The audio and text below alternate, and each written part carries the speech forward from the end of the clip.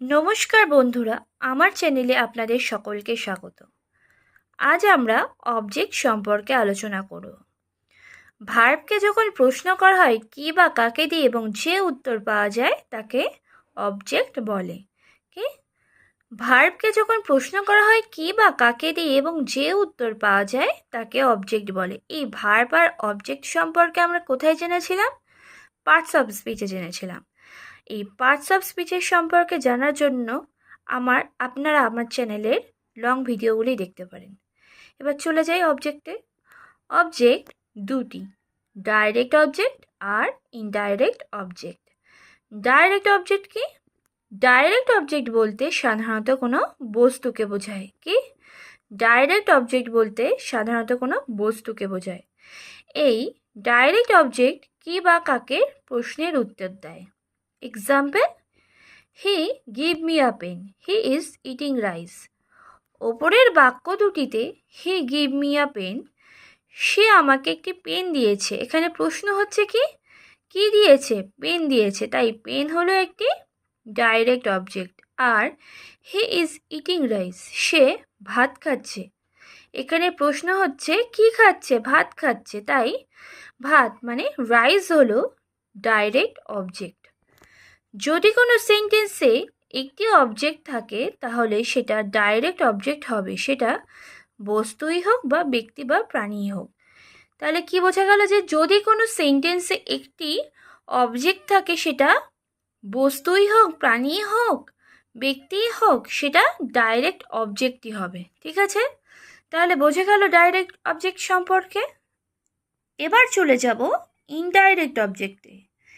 Indirect object বলতে কোনো ব্যক্তিকে বোঝায়, অর্থাৎ কোন ব্যক্তিকে কি দেওয়া হয়েছে বা কোন ব্যক্তির জন্য কি করা হয়েছে সেটিকে বোঝায়।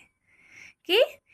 ইনডাইরেক্ট অবজেক্ট বলতে কোনো ব্যক্তিকে বোঝায়, অর্থাৎ কোন ব্যক্তির জন্য কোন ব্যক্তিকে কি দেওয়া হয়েছে বা কোন ব্যক্তির জন্য কি করা হয়েছে সেটিকে বোঝায়। এক্সাম্পল কি?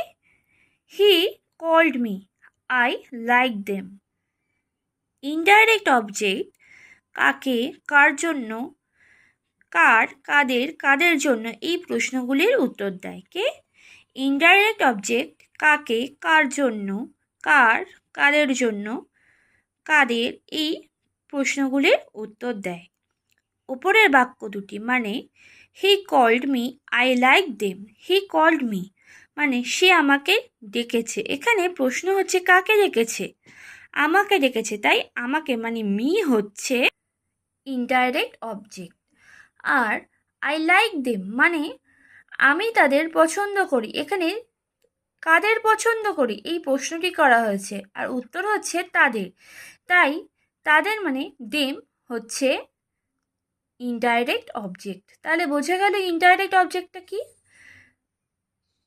একটি সেন্টেন্সের মধ্যে ডাইরেক্ট আর ইনডাইরেক্ট অবজেক্টের উদাহরণ। Ritu told me a story yesterday. Ritu গতকাল আমাকে একটি গল্প বলেছিল। এই বাক্যটিতে টোল্ড মানে বলেছিল, যেটি হলো ভার্ব। হ্যাঁ, এখানে কি বলেছিল? একটি গল্প বলেছিল, তাই এই গল্প মানে স্টোরি হচ্ছে ডাইরেক্ট অবজেক্ট। আর কাকে বলেছিল? আমাকে, তাই আমাকে মানে মি হচ্ছে ইনডাইরেক্ট অবজেক্ট। ঠিক আছে। She gave her mother the phone.